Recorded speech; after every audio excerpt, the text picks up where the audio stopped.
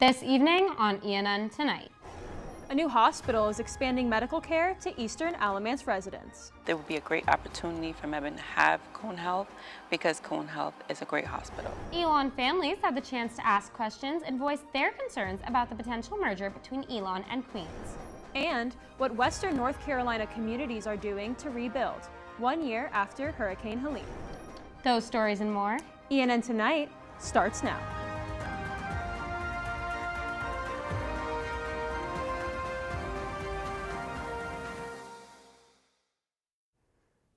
Good evening, and thank you for joining us. I'm Alice Morrissey.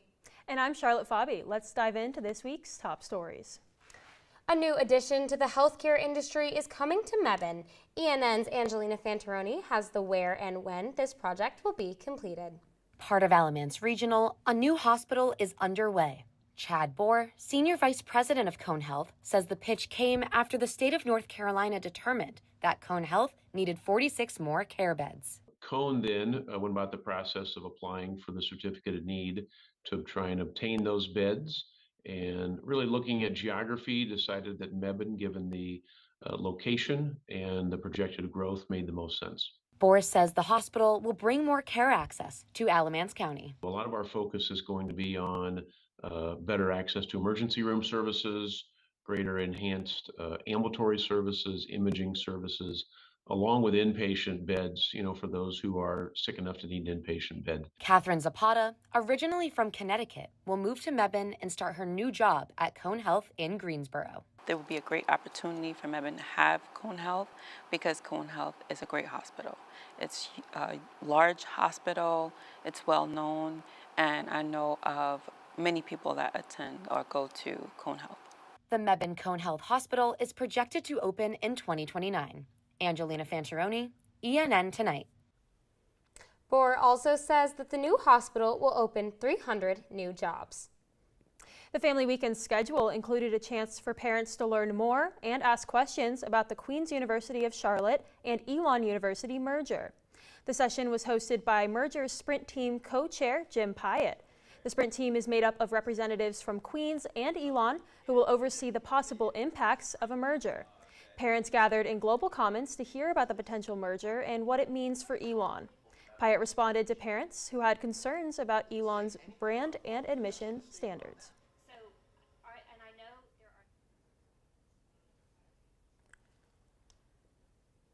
This meeting was one of several recent events Elon held for community members who may have concerns about the merger. North Carolina's lawmakers are still struggling to agree on a full state budget, and now senators are pushing for what they're calling mini budgets. These smaller spending plans will provide funding for storm relief and school safety. But there's a catch. Senate Republicans admit they don't have a deal with their counterparts in the House. The two chambers are divided on how much money will go towards state employee raises and major health care funding. For now, the state's budget remains stalled, with critical programs and services waiting on a resolution. It's been 1 year since Hurricane Helene ripped through western North Carolina. ENN's Reagan Sizemore traveled to her hometown and followed up on community events that celebrated resilience. 1 year ago, Asheville residents gathered at the Fairview Elementary lot after the most devastating time in their lives, Hurricane Helene. 1 year later, they celebrate together. Fairview resident Corey Wall is a volunteer with the nonprofit Fairview Strong. She says she's been working with them for the past year. Immediately after the storm, my husband's a police officer, so I had to be with my children, and he was out in 16-hour days. But I was so pulled to our community and wanting to help. FairviewStrong.org and the Garin Creek Foundation formed to help residents rebuild. They organized the event to mark 1 year since Hurricane Helene. It's just absolutely incredible to see everybody come out and together. And 365 days later, we are all still so connected to each other and volunteering our time. Residents are continuing to rebuild their town and get back on track 1 year after Helene. Reagan Sizemore, ENN Tonight. To read more about the anniversary events, pick up a copy of this week's Pendulum. Elon University's performing arts has achieved recognition from Playbill, a world-renowned theater magazine.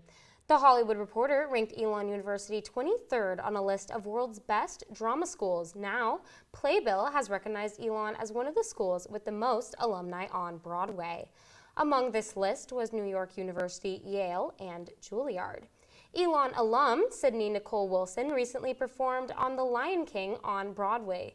She says that the program values authenticity. I think just they see each student for who they are, and it's not like a cookie cutter type of program. Like it's not something, it's like they look at you and they're passionate about who you are and what you are capable of. Jacob Brent, assistant professor of musical theater, says that the department is excited to keep growing their alumni base and use it to their advantage. The rain held off for family weekend, but it won't stay dry for long. I'll have your Phoenix 5-day forecast after the break. And stay tuned to see an action-packed weekend of football as Elon took on Hampton University at Rhodes Stadium.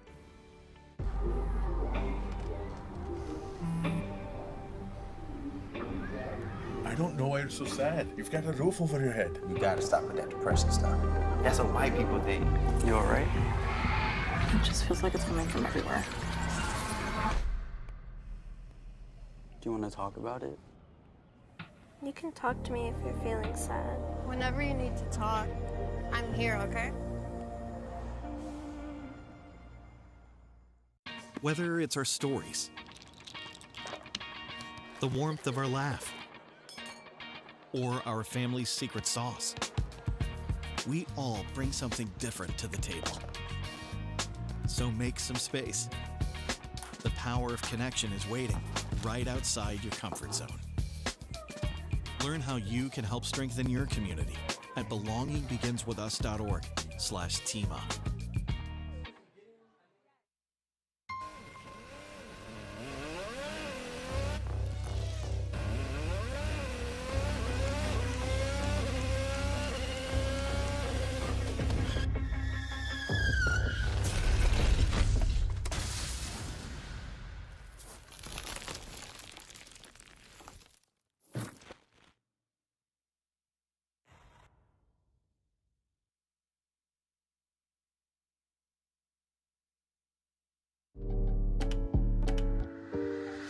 There's only one thing that will save somebody's life, and that is naloxone nasal spray.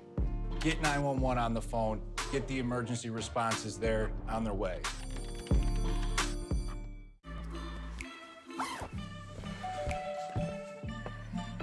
Yo, camping buddy. Okay, you guys ready? Dude, I thought you were driving. I thought you were driving. Oh, I never said I was driving. I definitely can't drive. Okay. If you're high, just don't drive. It's illegal everywhere. If you feel different, you drive different.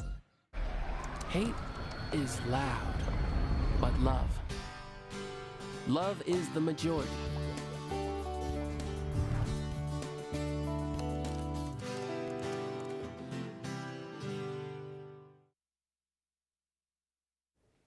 Well, we've been seeing lots of rain today, so let's check out this week's weather with Mackenzie Cruz.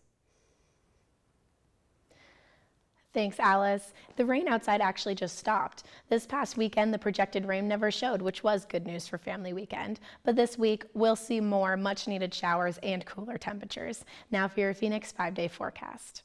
Tonight, we'll continue to see rain with a low of 63. Tomorrow, we'll have a high of 71 with more rain and cloudy skies. The sun will come back out on Wednesday for a warm and breezy 75.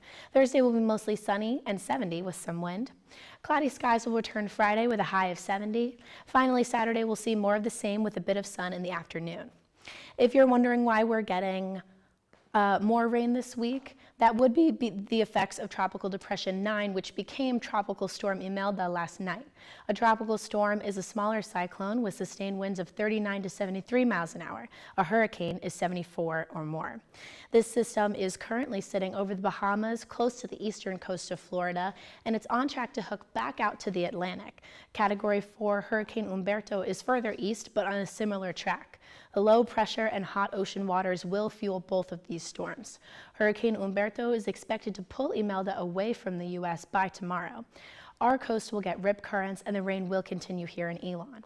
That's all. Back to you in the studio. Thanks, Mackenzie. Hopefully some fall weather will be headed our way soon. After a last-minute venue change, Bob Marley's former band, the Wailers, will be performing in downtown Burlington this Friday. ENN's Megan Walsh has more on what may turn out to be the largest event in Burlington's history. Owner of Burlington Food Hall, Wellesley Robinson, was approached only a month ago, finding out that the Whalers' original Greensboro venue was still under construction. It kind of naturally turns into a little bit of a community block party for everybody to be involved in, and it's just really special. Robinson says she hopes the event will draw as many as 2,000 people to downtown. President of the Burlington Downtown Corporation, Wade Boatler, says he hopes this event will help downtown grow. I think this being an evening event is a very, very exciting thing. I think the nightlife in Burlington, North Carolina has a tremendous opportunity to grow. Robinson says she's excited to bring more events like this to the hall. I hope that from this, it kind of opens the door not only for the food hall, but for downtown as a whole to maybe become more involved. Robinson also says that the businesses in the hall and on Front Street will be open during the concert. Megan Walsh, ENN Tonight. For more information on the event, you can visit our website at elonnewsnetwork.com.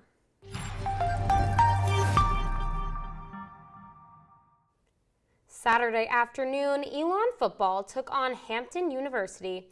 Our Benjamin Beerfield was there to capture all the excitement of the family weekend game. Elon continued to put up big numbers in their showdown against Hampton on Parents' Weekend. They utilized an explosive rushing attack that saw redshirt freshman quarterback Landon Clark and sophomore running back TJ Thomas score touchdowns. In the first half, scores by Thomas and sophomore wide receiver Isaiah Furman helped build a 17-6 lead heading into halftime, while the defense held Hampton's potent rushing attack to less than 3 yards per carry. After, head coach Tony Trisciani credited Elon's ability to be productive in all three phases. It took offense, defense, and special teams to put this together today.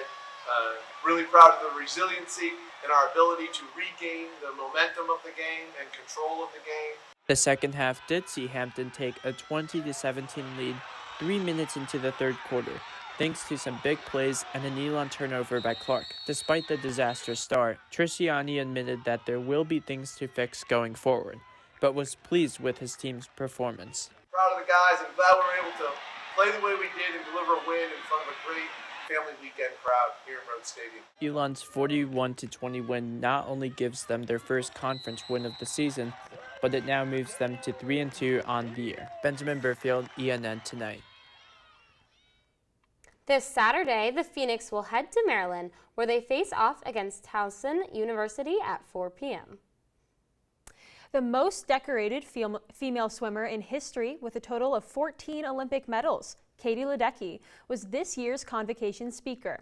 Ledecky sat down with ENN's Fiona McAllister for an exclusive interview before her speech to students and families. She touched on all things swimming in her message to attendees. Let's take a look at a small sliver of the interview.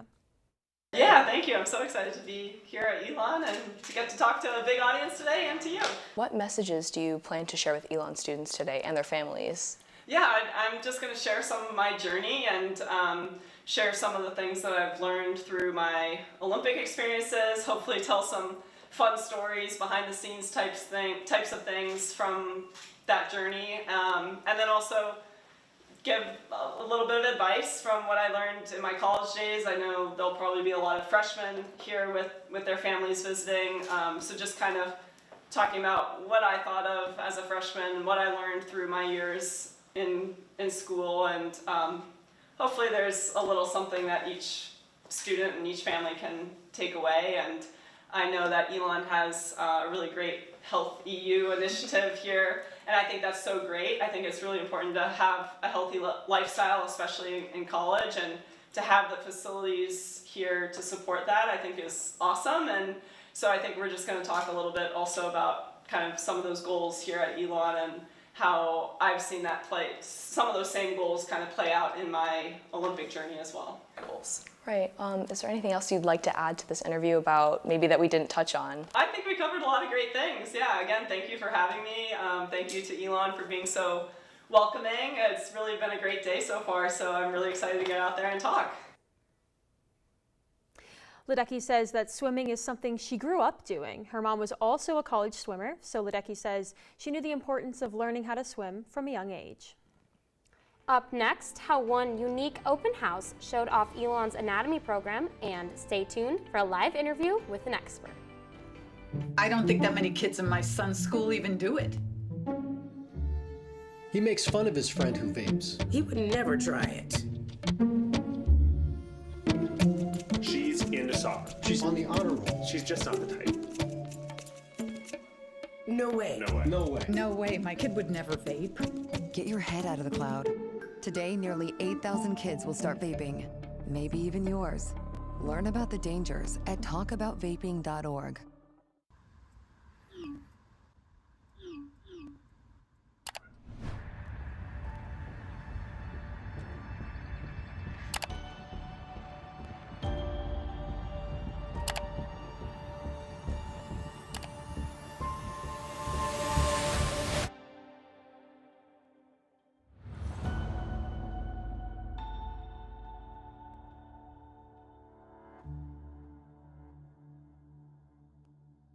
Even more than I wanted a gold medal, I wanted a heart of gold, like the mentors who were my balance beams refusing to let me down, and the coaches who spoke out to anything out of bounds, heroes who never stood on podiums, but stood up for me. Every shot I made, give the assist to those who since my youth were referees, ready to blow the whistle and end abuse. I rescued Toast from a shelter in 2011. I love Toast because she's a lazy diva. Toast does whatever she wants, obviously. She's sleeping right now. She's an epic snuggler. She's so comforting.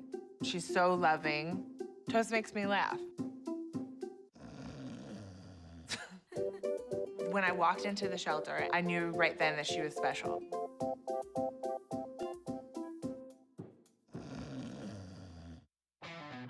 Kudos, Carl. You've always had a need for speed. Racing anything with wheels, speed reading novels in record time, yelling out 3, 2, 1 at every traffic light. But this time, you've taken your power obsession to the next level. By purchasing this electric vehicle, you've given yourself instant torque that blows your old launch times away, which will keep you saying, "Woo-wee" every time you punch the pedal. Good for your adrenaline, great for the planet. That's the power of EV.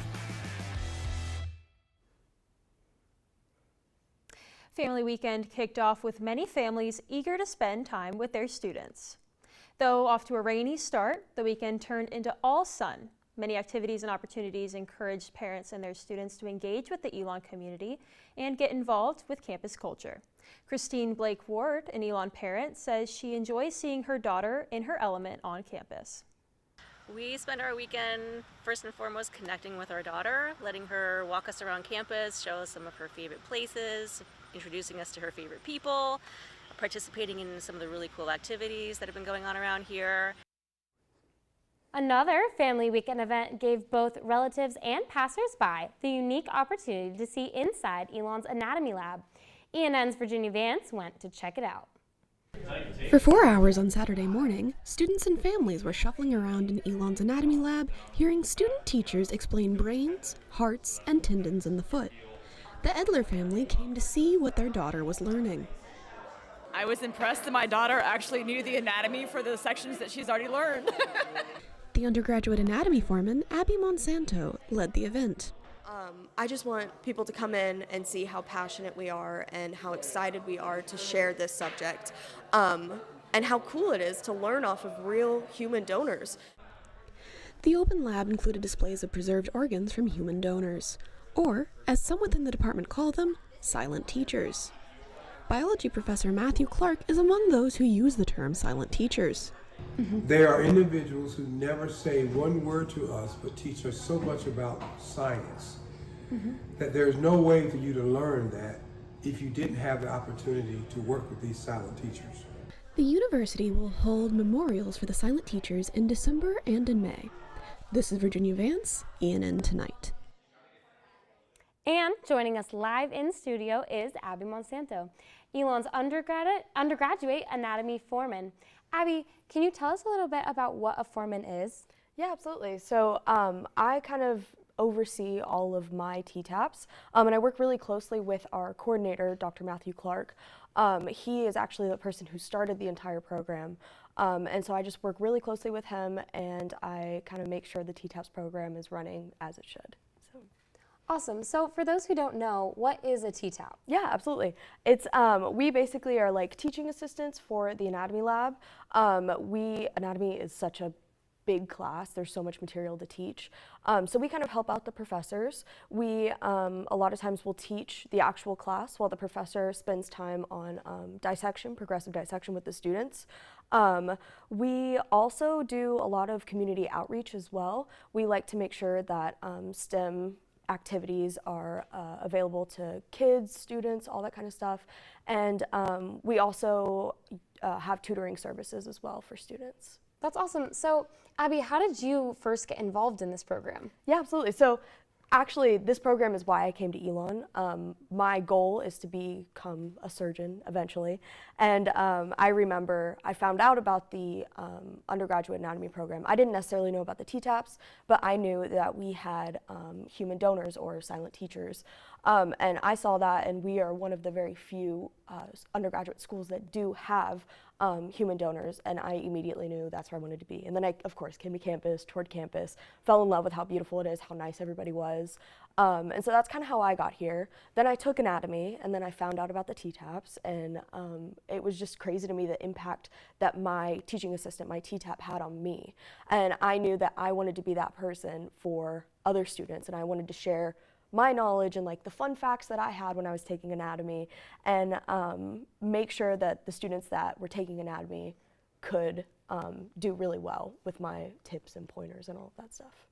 That's awesome. So I heard you say that Elon is one of the few schools kind of in this area with programs like these. What was it like for you first stepping into that lab, and how do you think it's helped you in your kind of academic journey? Yeah, I will say anatomy is very intimidating at first, especially because you know that we have the silent teachers, and a lot of people haven't seen a human donor before in that context.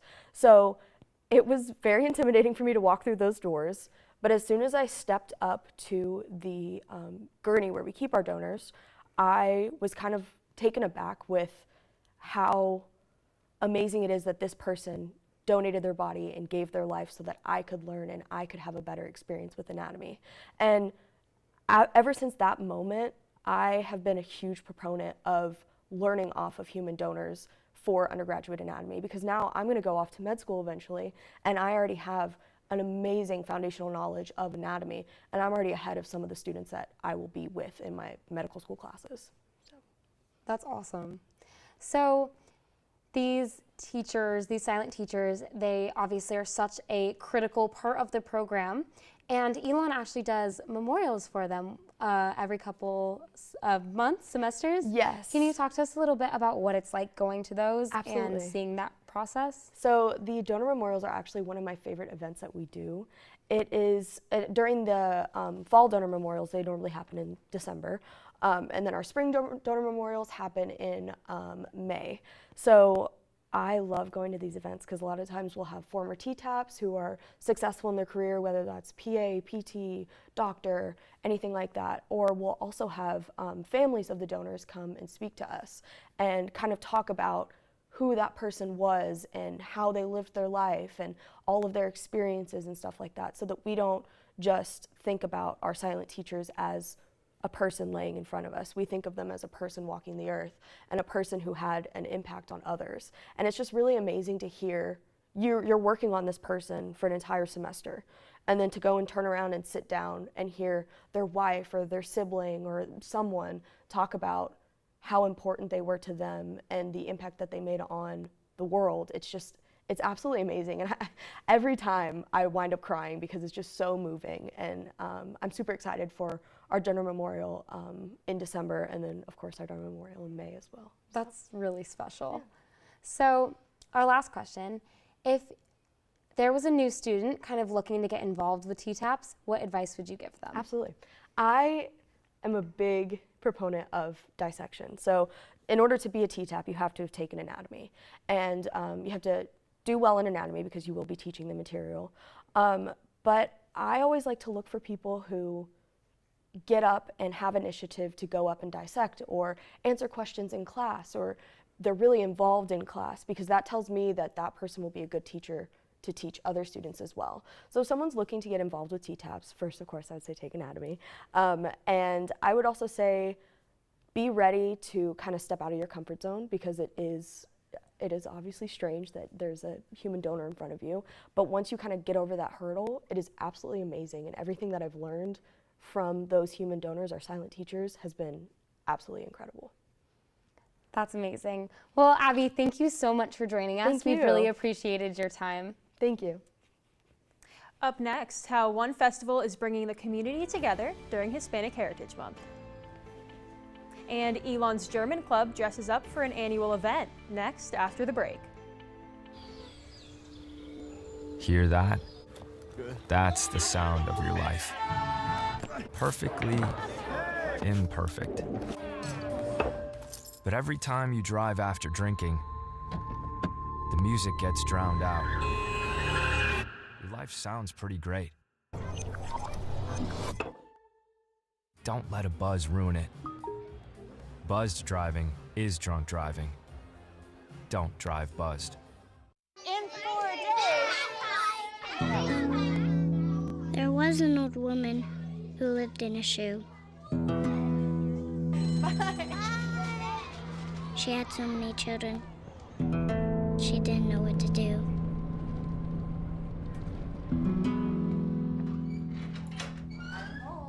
Did you have a good day at school? She gave them some broth without any bread. There you go.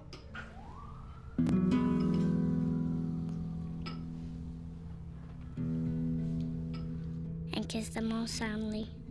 Night night. Good night. And put them to bed. Hunger is a story we can end. End it at feedingamerica.org. Women are bad with money.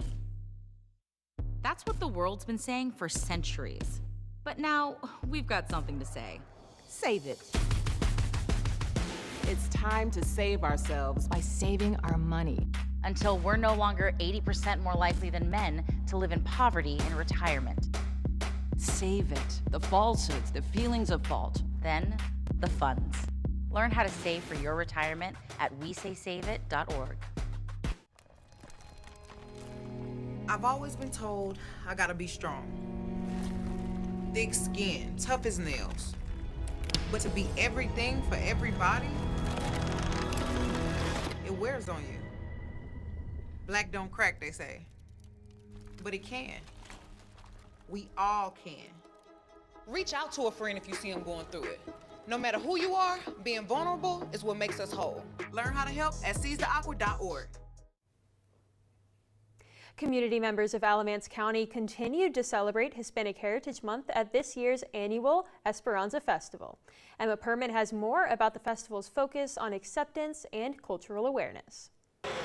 Vendors, food trucks, and live music fill the streets of downtown Graham. Planning Committee Chair Yolima Vargas says bringing people together is important, especially during Hispanic Heritage Month. We want every age, every gender, every background, every ethnicity to come and have a great time with us. Hispanic Heritage Month is from September 15th through October 15th and is a time to enjoy and experience Hispanic culture. The festival is open for everyone, no matter their background. I want to celebrate the contributions of Latino community members in every corner of this country. And Alamance County is no different. The Esperanza Festival focused on building community and educating those about the culture. Planning Committee member Nicole Gutierrez says this is the time to get to know each other. We're all a part of what makes Alamance County great, and really the whole state of North Carolina. And we all have value, we all have something to give, we all have something to teach each other and learn from each other. And it can be anything. You could go to one of the vendors and find out where their goods are from, and did they learn it from a family business in their home country? Attendees showed their appreciation for the culture by dancing and supporting local vendors. Emma Perman, ENN Tonight. Well, that's all the news we have. Thank you so much for joining us. Head over to our website, elonnewsnetwork.com, for stories, sports, and more. Thanks for watching. Have a great night, Elon.